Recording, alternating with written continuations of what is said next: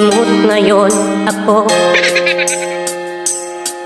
Inaamin ko, naubos na ang budget ko. Hirap naman, walang natira. January pa lang, pulubi na tuyo aking ulam. Yan agad aking ulam. Dapat pansin ko, lagi akong tulala. Dinibdib ko, gastos kong malala. Wallet ko ay